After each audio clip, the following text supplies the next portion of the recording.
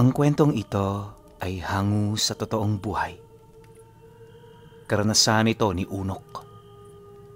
Taong 1967, Dingalan, Aurora.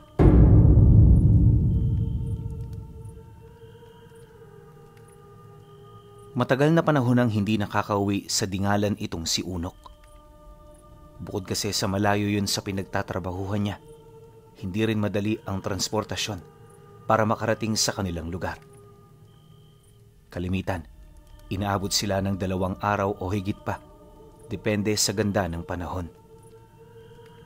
Kapag maulan, halos 4 na araw ang kinakailangan nilang bunuin para lamang makarating doon. Liblib din ang baryong pinagmula ni Unok, kaya nung makaalis siya rito, hindi na niya binalak pang bumalik. Bagaman buhay pa ang kanyang mga magulang, sadyang ayaw na niyang makalasap ng kahirapang tinamasa nila noong siya ay bata pa. Para naman makabawi, inoobliga niya ang kanyang sariling tumulong buwan-buwan. Sa ganoong paraan kasi, naipapakita ni Unok ang kanyang pagmamahal at hindi pagkalimot sa kanilang pamilya. Ang kaso lang, 2 buwan pagpasok noong mismong taong ito, napilitan siyang magbakasyon sa kanila. Nalaman niya kasi sa telegrama, merong kinakaharap na problema ang mga magulang niya. Nagsimula ito noong sapilitan silang pinalayas sa lupain nilang matagal na nilang pagmamay-ari. May kaya sa buhay ang taong kumamkam nito, kaya kahit lumaban sila, alam nilang palagi silang dehado. Hindi lang yon, armado rin ang mga tauhan nito, dahilan para umabot na sa puntong magkasubukan sila. Matinding pagtatangka sa buhay ang nangyari sa kanyang mga kaanak sa Dingalan, kaya bilang panganay na anak, nagdesisyon siyang bumalik para ipagtanggol ang kanyang pamilya. Sinigurado rin niyang may dala siyang sapat na pera upang hindi bumaba ang tingin sa kanya ng mga kalaban nila. Pagdating naman niya noon sa baryo, bumungad sa kanya ang mga kamag-anak nilang nagnanakaw sa lupang kanila mismong sinasaka. Bantay sarado na kasi ang halos kabuuan ng lugar, kung saan sa looban na rin ito nanirahan ang mga nananangkam. Nang malaman naman ni Unok ang tungkol dito, sa tulong ng kanyang ama, nagawa nilang makapasok sa lupaing pagmamay-ari nila. Yun na rin ang kauna-unahang pagkakataon na nakilala niya ang matandang umaangkin dito. Baldo ang pangalan nito, at sa estado ng pananamit nito, alam niyang nagmula yon sa isa sa mga maunlad na bayan. Nang magkaharap naman silang dalawa, binigyan sila nito ng panahon para makausap. Dahil dito, agad naman niyang inilahad ang lahat ng patunay at batayan na kanilang hawak. Mariin din niyang inilahad, hindi maganda ang kasalukuyang ginagawa ng matanda. Karamihan sa mga naging akto nito, inilahad niyang ilegal sa mata ng mga tao at gobyerno. Matapos naman niya yung ilahad, napansin naman niyang nakangiti lang ito na parabang hindi nito nauunawaan ang ibig niyang sabihin. Makalipas pa ang ilang minuto, kumuha yon ng sigarilyo sa kanyang bulsa, kasabay ng pagsindi nito sa harapan niya. Nauunawaan ko ang mga sinasabi mo. Pasensya na, pero hindi ako pwedeng sumunod. May dahilan kung bakit namin ginustong kunin ang lupa ng pamilya ninyo. Ano man yun, nasisiguro kong kapag nakuha na namin ito, ibabalik namin sa inyong lahat na walang labis at walang kulang. Sa ngayon, para hindi tayo humantong sa mga hindi pagkakaunawaan, mas mainam na sumunod na lamang kayo. Matapos naman itong makapagsalita, agad naman yung tumalikod sa kanila. Nang masipat naman yon ng mga tauhan ng matanda, isa-isa na sila nitong sinamahan papalabas ng lugar. Kalmado lang naman sila noong sumunod, lalo na't marami sa kanila ang nakatingin. Sa kanilang paglalakad, dito nakita ng kanyang ama na maging ang mga naitayo nilang bahay sa lugar, kinuha na rin ng mga tauhan nito. Ang kanilang mga gamit naman, nagkalat na sa labas dahilan para makaramdam siya ng matinding galit habang siya ay nagmamasid. Sa lugar naman kung saan nakatirik ang kanilang sariling tahanan, nakita niyang pinaikutan ito ng mga itim na sakong pinagtagpi-tagpi na animoy meron yung doong itinatago. Dala naman ang kanyang kuryosidad, sinubukan niyang magtanong sa mga tauhan ni Baldo ukol dito, ngunit hindi siya nito pinakinggan. Maya-maya pa, nang makalabas na sila, nadatnan niya ang kanyang mga kapatid na kanina pang naghihintay. Pagbalik naman nila ng baryo, pansamantala silang nakituloy sa bahay ng tiyahin ng kanyang ina. Nakakahiya man ito kung iisipin, sadyang wala na silang magagawa pa. Pagtungtong naman ng gabi, dito na sila nagkaroon ng pag-uusap ng kanyang ama. Pribado at masinsinan ang mga naging pag-uusap nila sa paniniwalang may kinalaman nito ukol sa kung ano ang nangyayari sa lugar kung saan sila nakatira.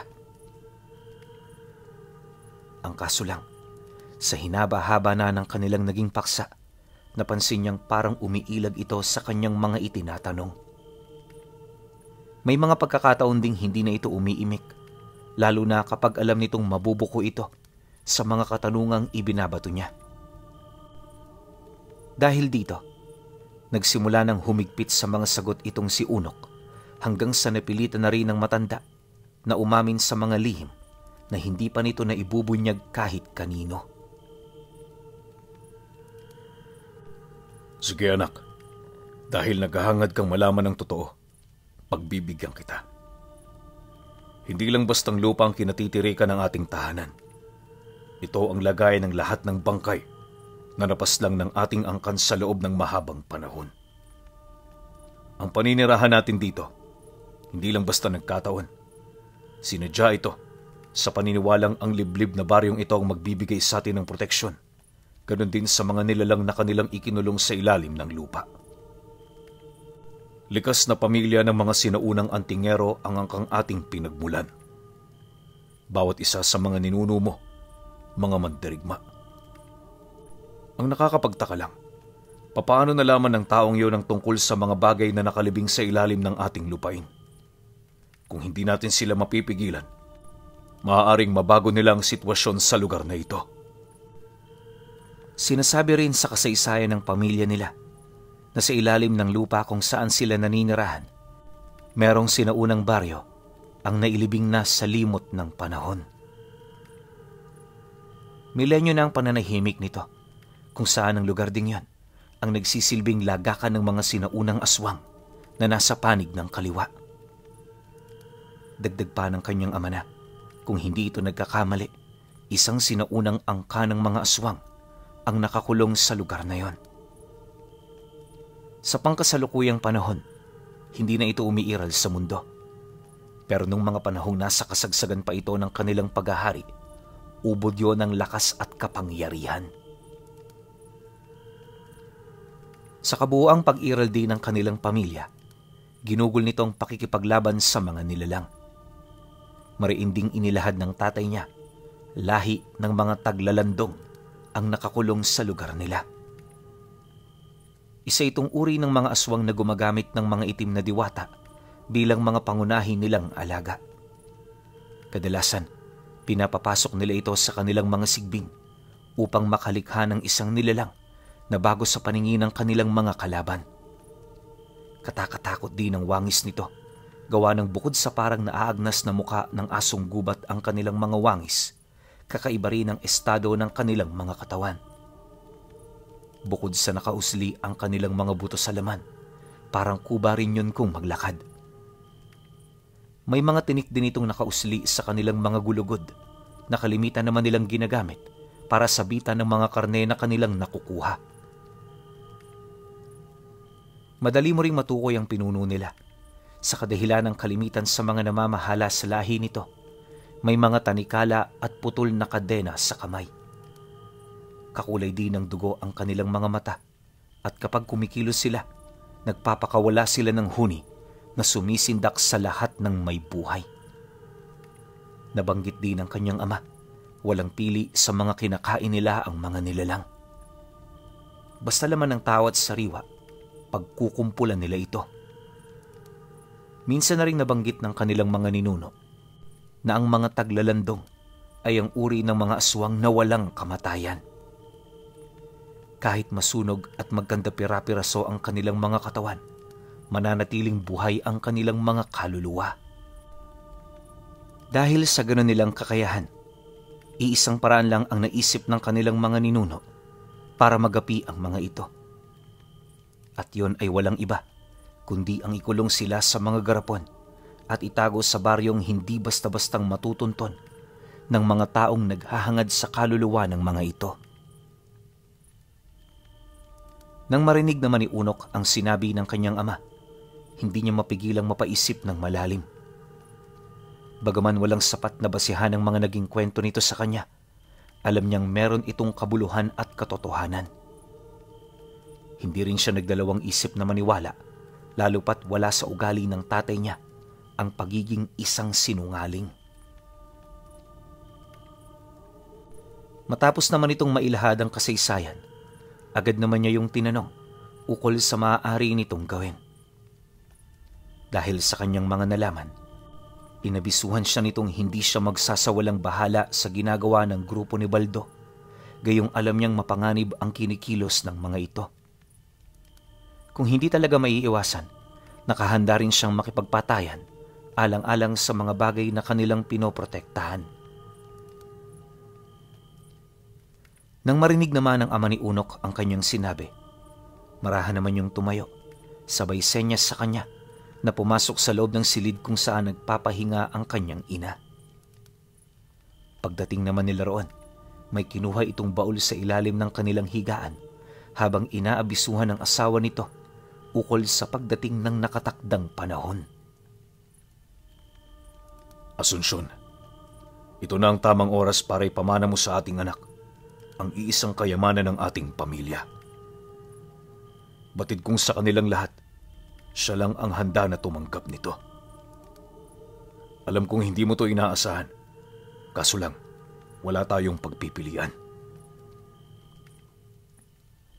Pagkalahad naman ito ng mga katagang yan, nakita niya ang isang pulang tela na nakabalot sa isang maliit na bagay. Bagaman malakas ang liwanag ng lampara sa loob, sadyang hindi niya kayang mahulaan kung ano ang nilalaman nito. Makalipas pa ang ilang minuto, pagkuha naman ng kanyang ama sa telang nakabalot, tumambad sa kanya ang isang itim na bato na gahin lalaki ang sukat. Pahaba rin ang disenyo nito, tapos ang kulay nito halos hindi nalalayo sa kulay ng uling at anino. Kapag tinatago ngayon ng kanyang ama sa liwanag, pakiramdam niya, naglalaho na lang ito bigla. Hindi lang yon. Nakakaramdam din siya ng kakaiba sa batong nakita niya, na animoy may kung anong nilalang ang namamahay dito. Matapos naman yung may pasilay ng kanyang ama, dito na ito nagsimulang magwika ukol sa kung ano ang kakayahan na maaari niyang mataglay sa sandaling kilalanin na siya nito bilang bagong maestro. Ayon sa tatay niya, ang batong nasa harapan niya ay ang bato na nagtatangan ng lihim na Verda Kabala. Hanggat pagmamayari niya ito, walang sino man ang may kakayahang manakit sa kanya sa kahit na anong paraan. Dagdag pa ng kanyang ama na dahil sa batong yon, matataglay din niya ang karunungan ng Verda Kabala habang tumatagal ito sa poder niya. Kapag hinaluan din niya ito ng iba pang gamit, mas lalo ring lalakas ang kanyang kakayahan. Mariin din itong inilahad na bawat mandirigma ng kanilang angkan nagtataglay ng ganoong uri ng bato. Nang marinig naman ni Unok ang sinabi nito, hindi naman siya nagdalawang isip na kunin ang bato. Akala niya, basta-basta lang itong ibibigay sa kanya pero nagkamali siya sa kadahilan ng ayon sa kanyang ama, kinakailangan itong ibaon sa loob ng kanyang laman. Hindi niya rin maaaring hawakan ng bato dahil may posibilidad na masunog ang karunungang namamahay sa loob nito. Matapos naman itong mailahad ng kanyang ama, dali-dali silang lumabas ng bahay, bitbit ang kutsilyo at posporo. Nang makadistansya na sila rito, agad itong gumawa ng siga para pabagahin ang patalim na dala nila. Halos tumagal ng 1 oras ang pagpapabaga, dahilan para magkulay kahil ang patalim. Nang masipat naman ang kanyang ama na handa na ito, tinalian ito ng mahigpit ang kanyang braso, sabay lublub nito sa hindi gaano kalamigang tubig. Matapos nun, bigla naman itong sinaksak ang kanyang braso na siya namang naging sanhi upang mapakagat siya ng buong lakas sa hawak-hawak niyang damit. Sa bawat segundong itinatagal ng patalim sa loob ng kanyang laman, ramdam niya ang pagkulo nito. Halos mawala na rin siya noon ng ulirat pero pinipilit niyang manatiling gising upang masaksihan niya ang lahat ng mga mangyayari.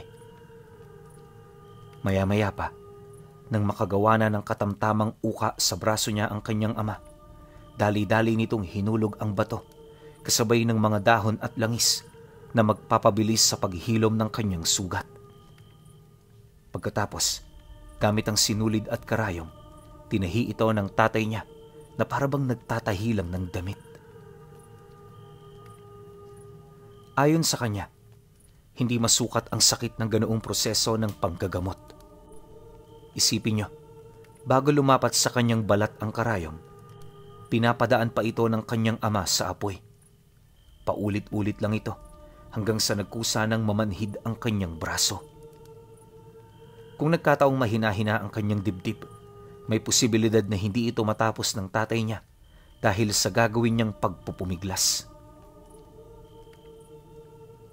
Dumaan pa ang kalahating oras nang maisara na nito ang kanyang sugat. Dito pa lamang nito binitawan ang kanan niyang balikat. Pagsilay naman niya sa sugat, nakita niyang halos malapnos na ang mga balat na ilang pulgada ang layo sa sugat. Nakakatakot man ito kung titingnan. Pinili niyang wag na yun gaanong pagtuunan ng pansin. Lumipas pa ang gabi. Agad naman siyang dinapuan ng mataas na lagnat. Nagpatuloy ito ng 1 linggo bago niya napansin ang mabilis nitong paghilom. Sa loob ng 1 linggo, matinding pagtitiis ang pinagdaanan niya dahil sa ginawa ng tatay niya. Mabuti na lang, hindi na siya naabutan ng 1 buwan sa ganoong kalagayan. Nang humilom na ang kanyang sugat, dito na ibinigay sa kanya ng tatay niya ang iilan sa mga pamanang gamit dito. Sa loob din ng ilang linggo pa nilang pagsasama, nalaman niyang hindi ito naging antingero kagaya ng mga ninuno nila. Bago pa man kasi mailibing ang bato sa katawan niya, pumanaw na ang lolo ni Unok. Ang pangyayaring yon ang naging daan para itago na lamang ng kanilang padre de pamilya ang lahat ng pamanang gamit sa kanya. Yun din ang naging dahilan kung bakit hindi niya nagawang maipagtanggol ang kanilang lupain. Dahil sa kanyang mga nalaman, mas lalo namang tumindi ang kanyang pagnanais na mabawi ang lahat ng bagay na dapat na sa kanila. Makalipas ang ilang araw na pagsasanay, bit-bit ang sundang na ipinamana ng kanyang ama. Palihim niyang pinagmasdan ang lugar kung saan naroon ang grupo ng matandang si Baldo. Sa ilang araw niya roong pagmamasid, nakita niya ang bawat armas na ginagamit ng mga tauhan nito. Base rin sa kanyang pag-aaral, nasa humigit 40 katao ang kasalukuyang nagbabantay sa kanilang lugar. Bawat isa sa mga ito armado mula paa hanggang ulo. Matataas din na kalibre ng baril ang tanga nila upang masigurong wala raong manghihimasok ng basta-basta. Ngunit sa kabila nito, hindi siya nakaramdam ng pagkasindak. Alam niya kasing totoong mga sinabi ng tatay niya, kaya anuman ang mangyari sa kanya, hindi siya tatalikuran ng kanyang karga. Matapos ang ilang araw na pagmamanman, dumating na nga ang nakatakdang araw para pasukin ang lugar kung saan nangyayari ang operasyon ng grupo nila Baldo. Gabi niya na pagdesisyon ng pasukin ng mga ito dahil karamihan sa mga tauhan ng matanda hindi aktibo sa mga ganoong oras. Inaasahan din niyang mga aso lang ang katuwang nito sa pagbabantay, kung kaya't sa tamang pagkakataon malulusutan niya ang mga ito. Base rin sa kanyang pag-aaral, nasa 5 lang ang naglilibot tuwing gabi. Madali niya yung mapapatay kung magagawa niya itong malapitan bago pa man ito mapansin ng kanyang mga kalaban. Habang binabagtas naman niya ang daan patungo sa kanilang lupain, paulit-ulit niyang tinatanong ang kanyang sarili kung sigurado na ba siya sa mga bagay na kanyang gagawin. Bago rin siya umalis sa kanila, desidido na siyang pumatay ng tao. Gawa ng kagaya niya, ganon din ang gagawin ng grupo sa sino mang taong pumasok ng hindi nagpapaalam. Ilang minuto pa ang lumipas. Nang ilang metro na lamang ang layo niya mula sa mismong bahay nila, agad naman siyang nagkubli sa damuhan. Mabagal at tahimik ang ginawa niyang pag-usad hanggang sa kalaunay nakalapit na siya sa bakod na ginawa ng mga ito. Gawa sa purong alambre ang nakapalibot dito, kaya mano-mano itong pinutol ni Unok gamit ang kanyang sundang. Pag-usad naman niya sa loob, sakto naman ang pagsilay niya sa isang lalaki na naglalakad papalapit sa lugar kung saan siya nakadapa. May kasama rin itong aso at sa estado ng alaga nitong dala, hindi pa siya nito nagagawang makita. Maya-maya pa, nang ilang dipa na lamang ang pagitan nila, dito na niya inundaya ng taga ang alaga nito bago niya ito undaya ng saksak sa may bandang tiyan. Sa sobrang talim ng sundang na hawak niya, walang kahirap-hirap itong tumagos sa katawan ng lalaki, dahilan para hindi na nito makayanan pang kalabitin ang kanyang armas.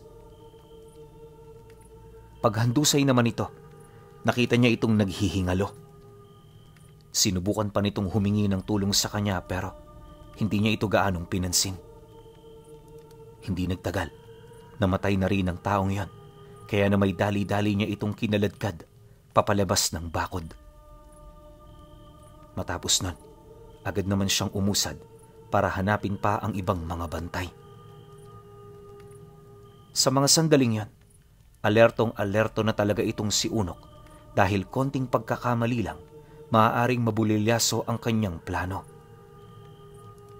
Hindi naglaon, pagsilay naman niya sa ikalawang bantay, nakita niya itong walang daladalang aso.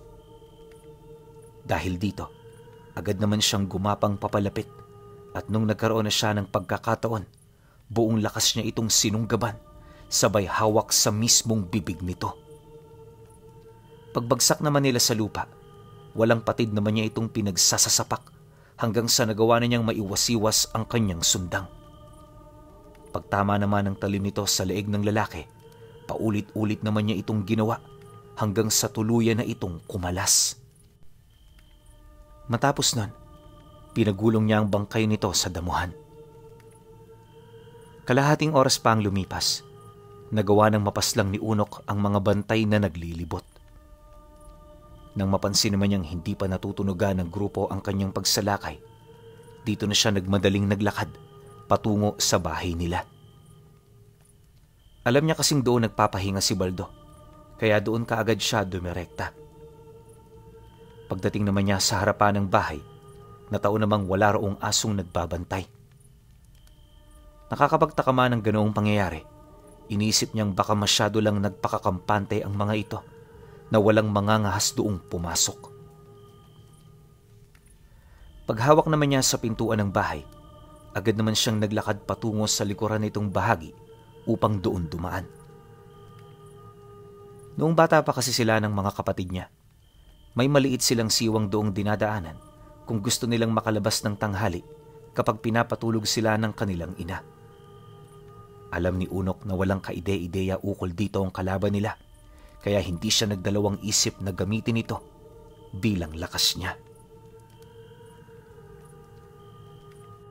Sa pagdating naman niya sa likurang bahagi ng bahay, agad naman niyang nakita ang lagusan na nababalot sa makapal na damo. Walang sabi-sabi, agad naman siyang pumasok dito hanggang sa marating niya ang silid ng kanyang mga kapatid. Dahil sa kasagsagan ng gabi at wala pang lampara sa lugar, literal na nangangapa noon si Unok. Mabuti na lang, Kahit na wala siya ng matagal na panahon, tandang-tanda pa rin niya ang bawat sulok nito. Maya-maya pa, nang marating na niya ang pasilyo, agad naman niyang sinunda ng maliit na liwanag na nagmumula sa isang nakabukas na silid. Pagsilip naman niya sa loob nito, laking gulat na lamang niya nang makita niya si Tandang Baldo na nakaupo sa tumba-tumba habang hawak ang isang antigong bote na nahukay nito sa kanilang lupain. Nakabukas na rin ang boteng yan at sa estado nito parang nahigop na nito ang kung anong bagay na nanananahan sa loob. Matapos naman niya itong masilayan, hindi naman siya nagdalawang isip na tagain ng matanda. Ngunit bago pa man yung tumama, nagawa nitong makailag kahit nakapikit ang dalawa nitong mga mata. Pagtayo naman ito sa harapan niya, bigla naman yung umangil kasabay ng pagkulay dugo ng kanyang paningin habang unti-unting nagpapalit ng anyo. Nang masipat naman ni Unok ang ginawa ng matanda, dito niya napagtanto na nahawaan na ito ng lahi ng Taglalandong.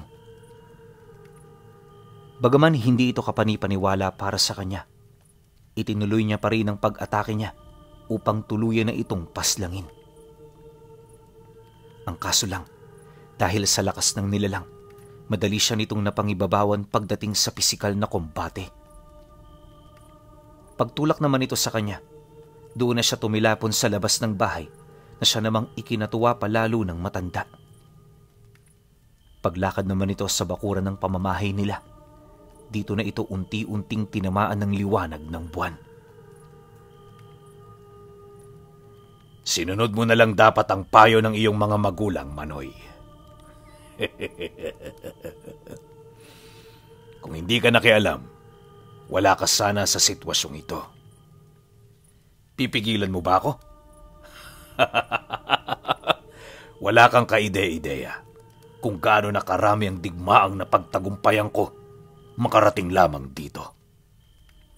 Kagaya ng angka ninyo, ako man ay nahahanay sa angka ng Taglalandong.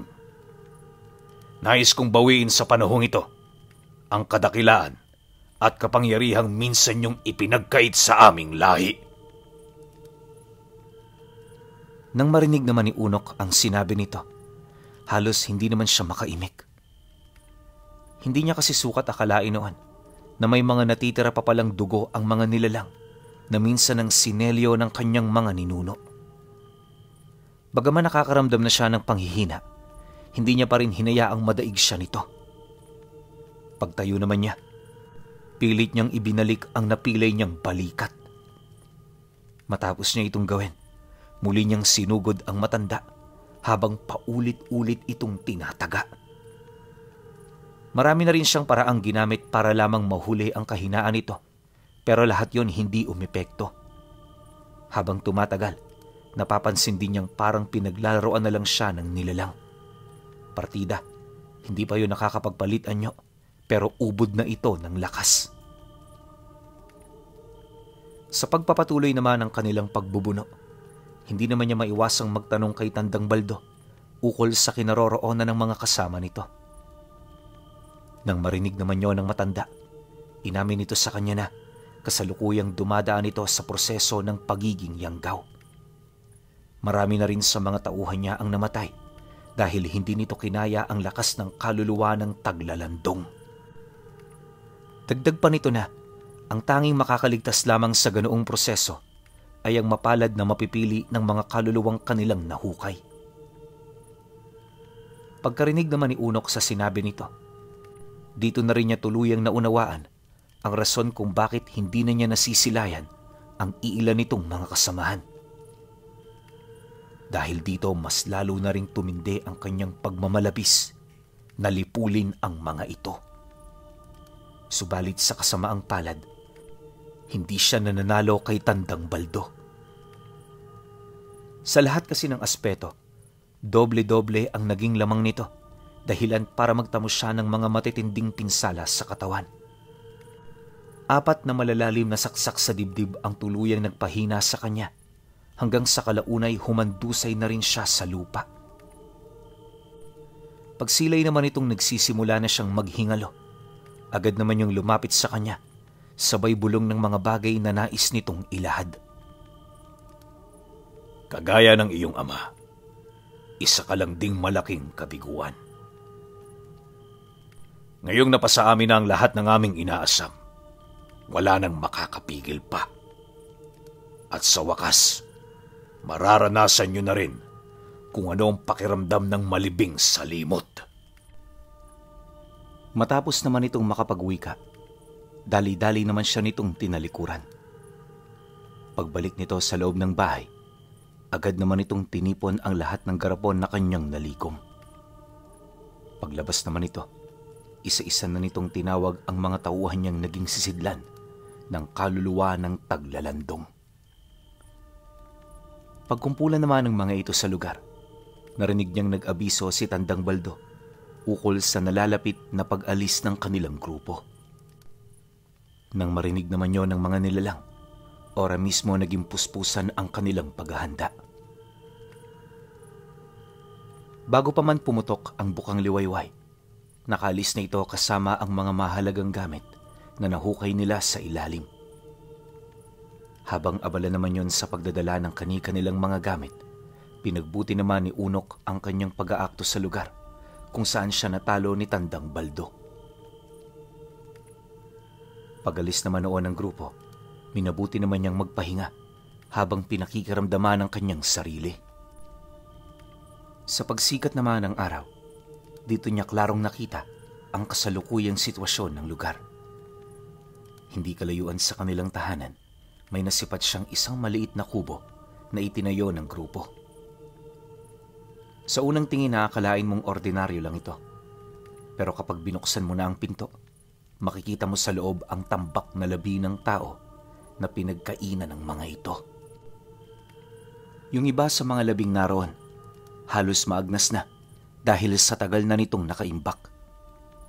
Hindi lang yon, kakaiba na rin ang sangsang ng amoy na nagmumula rito, kaya kahit malubha ang pinsalang tinamo niya, pilit siya roong lumayo.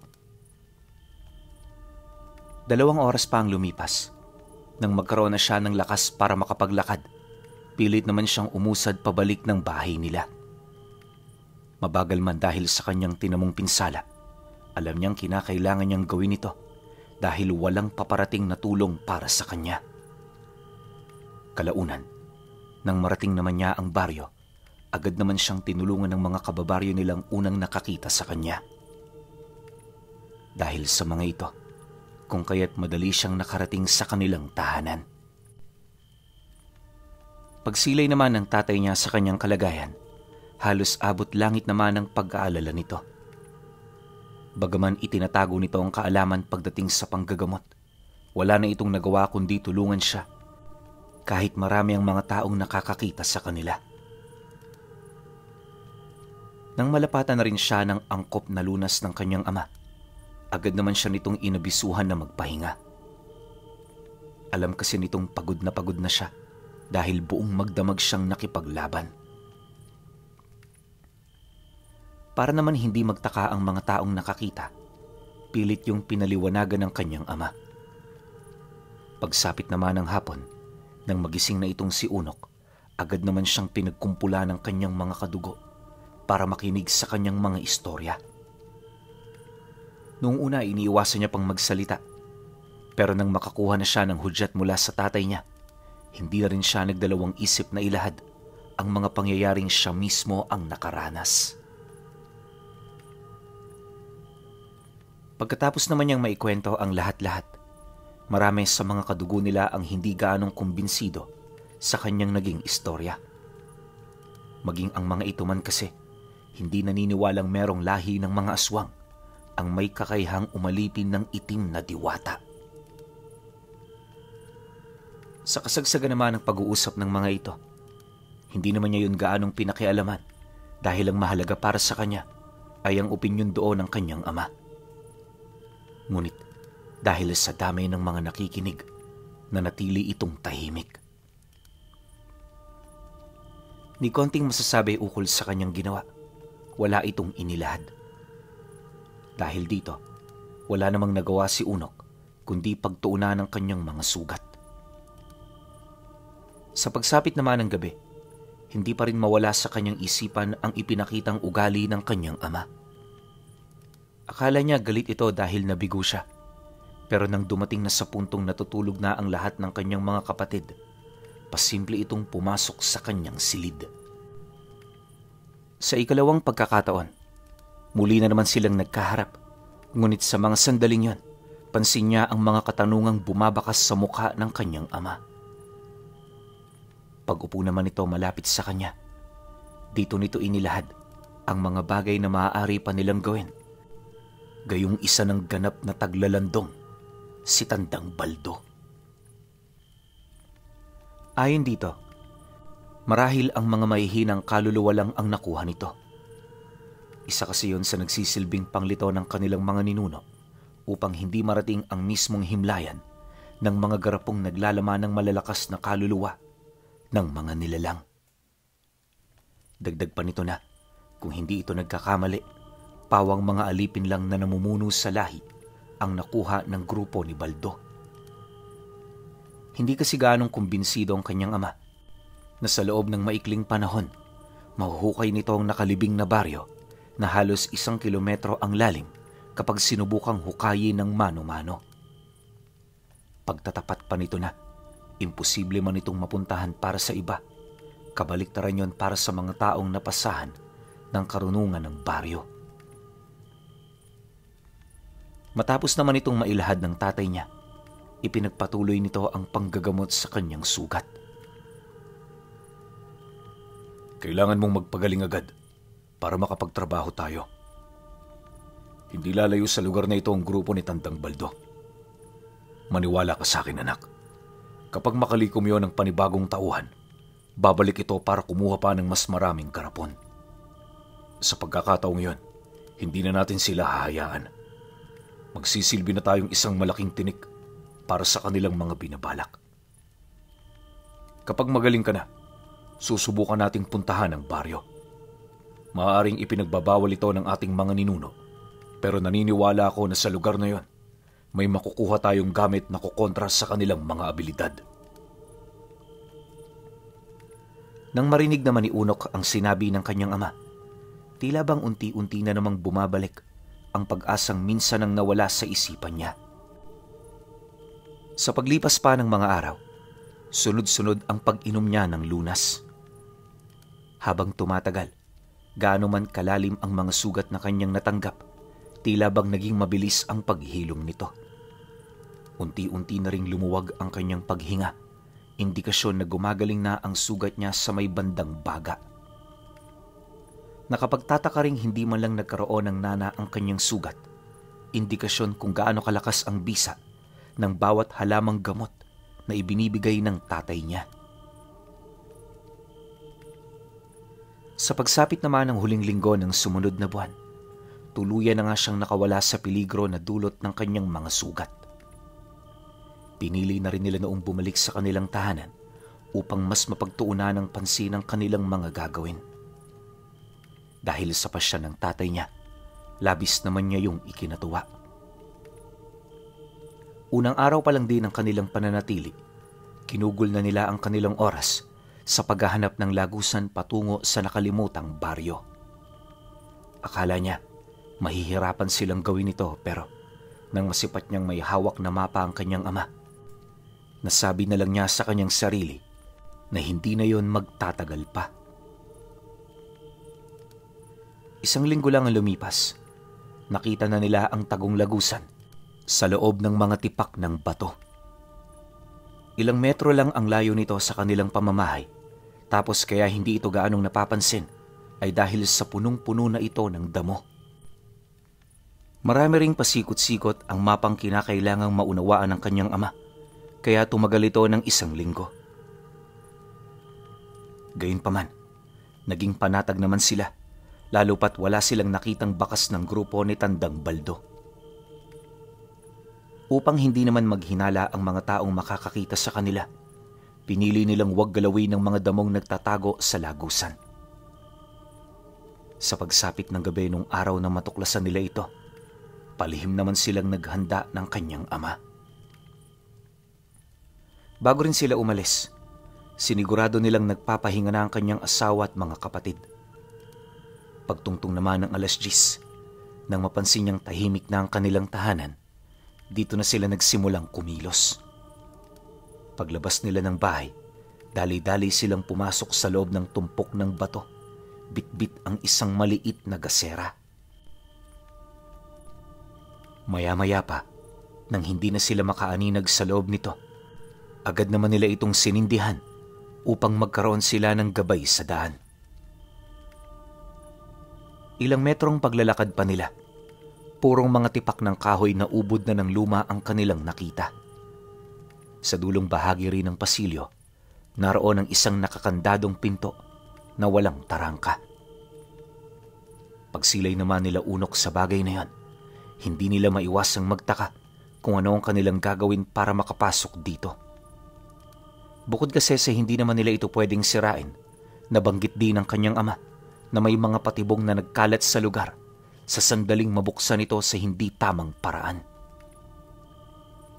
Dahil dito, agad naman nilang binuklat ang likurang bahagi ng mapa para humanap ng palatandaan. Habang binabasa yon ng kanyang ama, panay naman ang pagmamasid niya sa paligid hanggang sa may makita siyang maliit na kahoy na nakabaon sa dingding ng pasilyong gawa sa bato.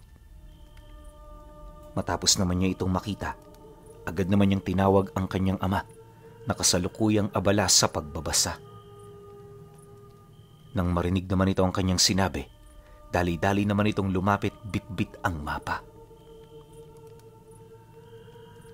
Bagaman malakas ang kutob nilang yun nga ang makapagbubukas ng pinto, hindi nila ito pinanghasang galawin hanggat hindi sila sigurado. Sa kakahanap noon ng tatay niya, dumating na nga ang puntong may nakita na ito sa parte ng mapa na naglalaman ng karunungan para sa lugar na napasukan nila. Kagaya ng inaasahan, yun nga ang pambukas ng pinto. Ngunit bago nila ito gawin, kinakailangan nilang magpakilala sa pamamagitan ng dugo. Bagaman wala silang ideya kung papaano ito malalaman ng pinto, pinili nilang sundin ang bawat detalye ng mapa. Maya-maya pa, pagpahid naman nila rito ng dugo, laking gulat na lamang nila nang bigla itong maging kulay pula. Matapos nun, dahan-dahan na nilang ibinaba ang nagsisilbing trangka nito. Nang maibaba na nila ang kahoy, agad namang bumukas ang pinto, kasabay ng pagsinde ng mga sulong nakadikit sa dingding ng pasilyo na nasa kabilang bahagi nito. Habang dahan-dahan naman nilang itinutulak ang pintuan, silang mag-ama noon, halos maubusan ng hangin kakaisip sa kung ano ang makikita nila sa likod nito. Nang mabuksan na nila ito ng maigi, tumambad sa kanila ang isang napakalalim na uka na halos hindi nila matanaw ang pinakaibaba. Ang mga sulo namang biglang nagsindi, nakatapat sa mga lumang hagdan na hindi nila mawari kung pwede pang madaanan. Gayunpaman, alam nilang wala silang mapagpipilian kundi ang tahakin nito kung gusto nilang marating ang nakatagong baryo sa ilalim. Dumaan pa ang ilang minutong pagmamasid. Nagdesisyon na itong si Unok na umusad. Sinang-ayon na naman ito ng kanyang ama, lalo na't yun lang ang nag-iisang paraan para malabanan nila ang mga taglalandong na sumapi sa katawan ng kanilang mga kalaban. Dahil sa ganoong rason, walang takot naman nilang dinaanan ang tulay na gawa sa marurupok ng kahoy. Ultimo ang lubid na nagpapanatili sa mga ito. Makikitaan mo ng mga senyales na hindi na yon magtatagal. Idagdag mo pa ang napakalalim na babagsakan sa sandaling ikay minalas. Matapos naman yung masilayan nila Unok, minabuti nilang huwag magkasabay na dumaan sa mga tulay. Kahit alam nilang matatagalan sila sa ganoong proseso, mas mainam na ito. Ang mahalaga, ligtas silang makababa. Sa loob ng halos 4 na oras, hindi naging maganda ang kanilang pinagdaanan. Habang lumalalim sila sa lugar na yon, marami silang napapansing uka sa dingding na may mga nakalagay na nicho. Hindi naglaon. Pagdating naman nila sa pinakailalim nito, bumungad sa kanila ang isang maliit na baryo na nababalot na ng makapal na alikabok.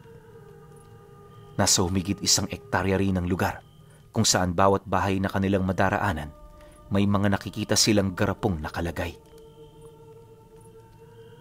Nagkalat din sa paligid ang iilang mga kalansay na pawang labi ng mga ninuno nilang nagdesisyong doong manatili. Sa kanilang paglilibot, mga librong naglalaman ng karunungan ang kanilang pakay. Alam kasi ng kanyang ama, dito nila malalaman ang lahat ng kahinaan ng mga kalaban nila. Habang ginagawa nila ito, naging maingat naman sila na hindi masagi ang mga garapon na nakaimbak sa mga kubong kanilang pinapasok. Dumaan pa ang ilang oras, wala pa ring nakikitang senyales ang kanyang ama.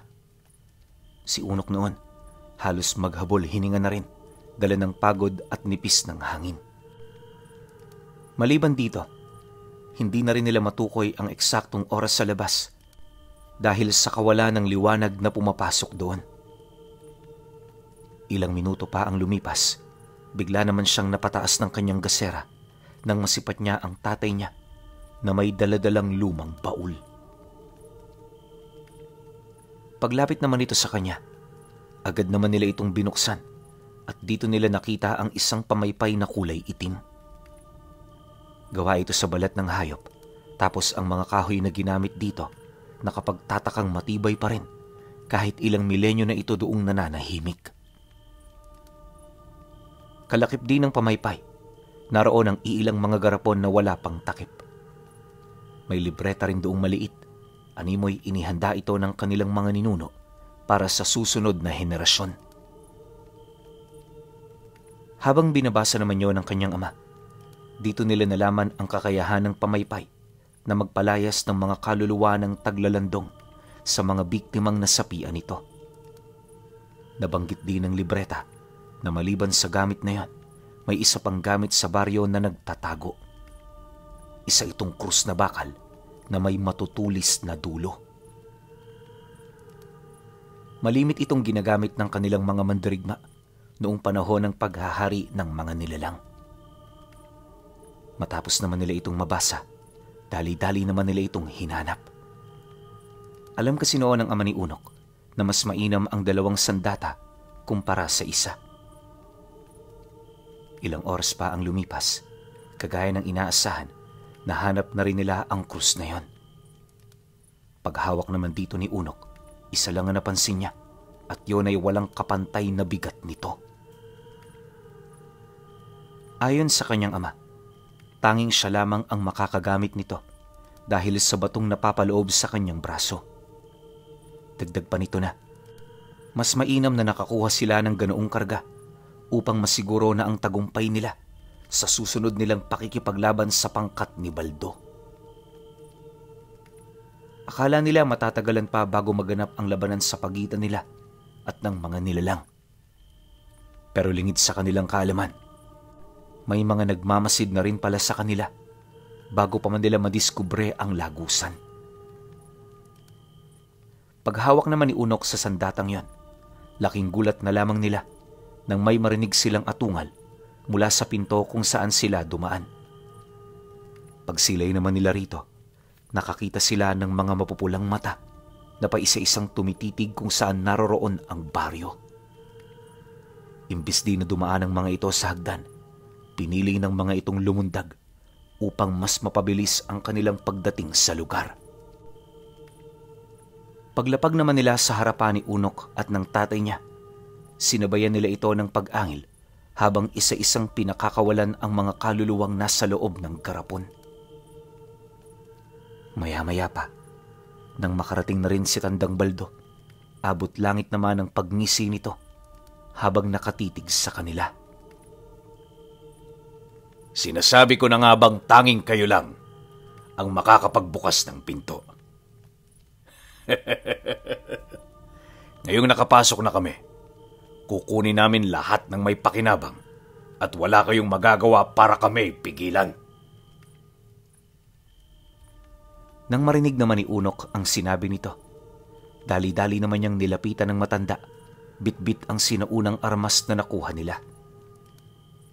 Pagtitigan naman nilang dalawa, matapang siyang nagsalita ukol sa kahihinatnan ng mga ito kung hindi nila pipiliing umalis ng mapayapa sa sinaunang baryo. Pagkalahad naman niya ng mga katagang yan, ipinakita niya ang kanyang sandata na siya namang pinagtawanan ng mga kaharap niya. Bagaman hindi yun ang kanyang inaasahan, nanatili ang kanyang pananampalataya sa gamit. Ang problema lang, kahit anong sindak niya sa mga ito, sadyang hindi niya mapigilan ang ginagawa nitong paghigop sa mga kaluluwang nakakulong sa garapon. Hindi naglaon, nakita naman niya kung papaano lumakas ang mga ito at sa kauna-unahang pagkakataon nasilayan niya ang tunay na wangis ng isang taglalandong. Matapos namang makapagpalit anyo ng mga nilalang, parang mga baliw na demonyo naman itong sumugod sa kanya. Wala silang pakialam sa mga bagay na kanilang masisira, dahilan para tuluyan nilang mapakawalan ang maraming bahagi ng mga kaluluwa. Habang nagkakandabasag-basag naman ng mga garapon, napansin nila ng kanyang ama ang pagdamay ng mga kaluluwang umiikot sa paligid. Sa bawat pagsabay nito sa hangin, naglalabas ito ng kakaibang huni na hindi niya mawari kung ano ang ibig sabihin. Dahil sa ganoong pangyayari, agad naman siyang kumilos para tapusin na ang nasimula nila. Habang nakikipaglaban din sila, binilang niya isa-isa ang mga nilalang upang matansya niya ang kanyang mga gagawin para makalapit sa kinaroroonan ng matandang si Baldo. Sa pagpapatuloy naman ng kanilang paglalaban, dito niya nasilayan kung papaano sapilitang pahiwalayin ng nakuha niyang armas ang mga kaluluwang sumapi sa katawan ng mga nilalang. Habang ginagawa niya ito, ramdam niya ang panghihina ng kanyang mga kalaban, dahilan para mag-alangan itong sumugod sa kanya sa tuwing itinataas na niya ang kanyang armas. Makalipas pa ang ilang minuto, pagsugod naman ni Unok sa isa sa mga ito, hindi niya yun tinantanan hanggat hindi pa ito bumabalik sa totoo nitong anyo. Maya-maya pa, nang maundayan niya na ito ng halos humigit 15 saksak, sapilitan na itong nanumbalik sa anyo nito bilang isang tao. Nang mapansin naman yun ng lalaki, agad naman yung lumuhod sa harapan niya, nagmamakaawa para sa buhay nito. Ngunit dahil sa alam ni Unok na marami sa mga kaluluwang naghihintay sa katawan ng lalaki, hindi niya yun pinagbigyan. Paghugot naman niya ng sundang sa kanyang bewang, agad naman niyang tinaga ang kalahati ng mukha nito na siyang naging sanhi ng mabilisan nitong kamatayan. Pagbagsak naman ito sa lupa, agad naman niyang sinugod ang iba pa habang pinakikiramdaman ang sitwasyon ng kanyang ama. Nang mapansin naman niyang nasa maayos itong kalagayan, dito na niya sinugod ang mga taglalandong na kanina pang humahabol sa kanya. Pag-unday naman niya rito ng taga, paulit-ulit niya itong inatake hanggang sa maubusan na ito ng kaluluwa. Ganon at ganon lang ang kanyang ginawa, dahilan ng mabilis na pagkalipol ng grupo ni Tandang Baldo. Pagsilay naman ng matanda na naubos na ang kanyang mga kasama, dito na rin siya nagsimulang kumilos. Habang may oras pa, pinasok na niya ang mga kubong naglalaman ng mga espesyal na kaluluwa ng mga nilalang.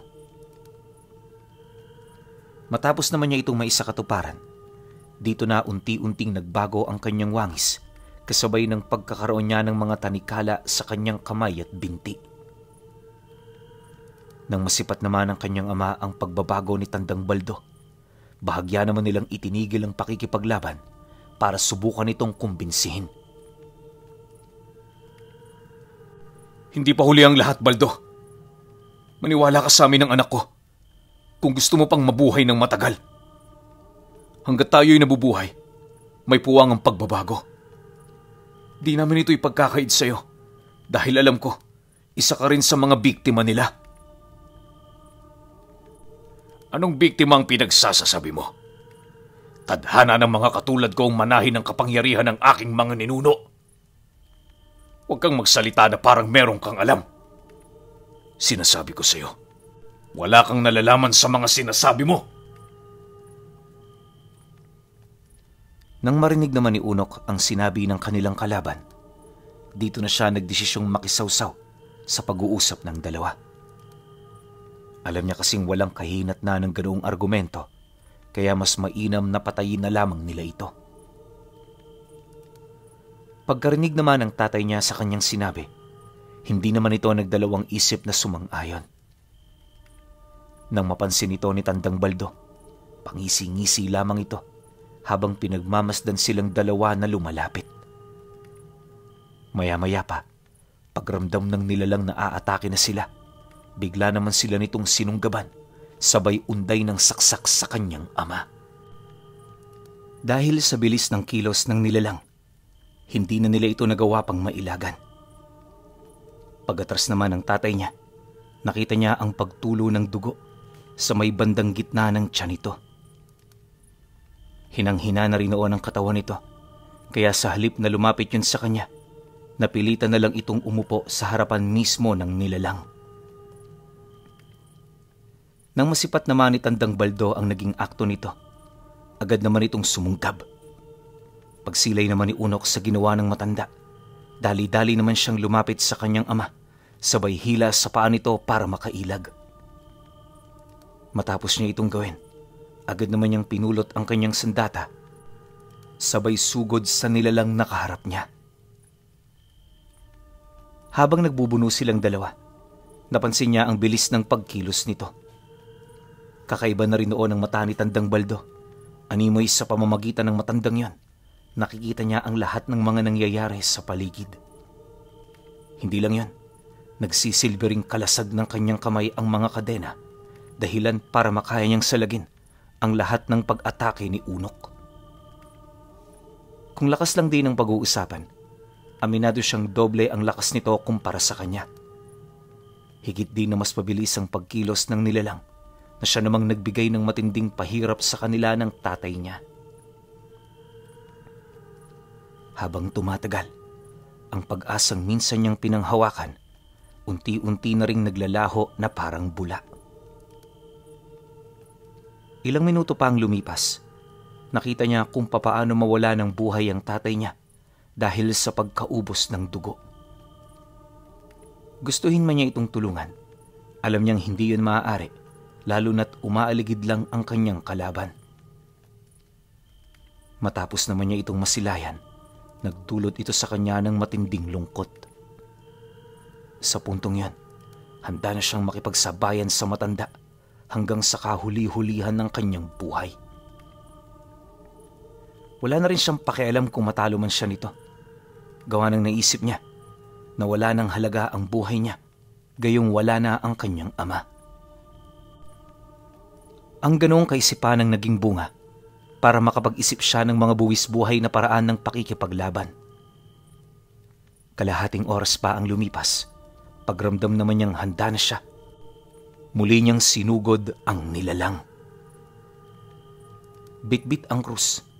Hindi niya ito tinantanan, subalit lahat ng paghihirap niya nalalagay lang sa wala. Ang mas nakakabahala pa, imbis na siya ang makapagbibigay ng pinsala sa matanda, tila bang paulit-ulit pa siya nitong naiisahan. Sa estado rin ng pag-atake nito, alam niyang pinaglalaruan lang siya nito. Dahil sa ganoong pangyayari, napilitan naman siyang umatras dahil sa pag-inda ng malalalim na sugat sa mga binti at braso niya. Nang masipat naman ni Tandang Baldo ang kanyang ginawa, di naman ito mapigilang tumawa habang nakikipag-usap. Patay na ang bigo mong tatay. Kagaya niya, mamamatay ka rin ng puno ng kabiguan. Ito ang tandaan ninyo, at wala ka nang magagawa pa para iwasan ito. Matapos naman itong mailahad ni Tandang Baldo, dito na ito sumugod sa kanya. Nang masipat naman yun ni Unok, pinilit naman niyang ilagan at labanan nito, ngunit masyadong malakas ang nilalang. Hindi lang yun, maraming mga kaluluwa na rin ang nakikisawsaw sa kanila sa pamamagitan ng pagpupumilit nitong pumasok sa kanyang katawan. Dahil dito nahirapan naman siyang kumilos hanggang sa magtamo siya ng malalim na saksak sa bandang ibabaw ng kanyang kasarian. Sa sobrang lakas ng pagkakaunday dito ng matanda, muntik na itong tumagos sa kanyang likod. Paghugot naman ito ng matatalas nitong kuko, agad naman itong pinutol ang kanyang mga daliri kung saan naroon ang hawak niyang krus. Matapos nan, nabitawan na rin niya ang kanyang armas, hudyat ng kanyang pagkatalo. Sa mga oras na yon ayon kay Unok, wala nang ibang bagay na sumagi sa kanyang isipan kundi ang sarili niyang kamatayan. Nang hihina man, pilit siyang tumingin sa kinaroroonan ng tatay niya upang makita ito sa kahuli-hulihang pagkakataon. Pagsilay naman niya rito, dahan-dahan namang ibinaling ni Tandang Baldo ang paningin niya sa mukha nito upang magkatitigan silang dalawa. Pagsilay naman niya nang malapitan sa matanda, nakita niya kung papaano nanumbalik sa dati nitong wangis ang mukha nito.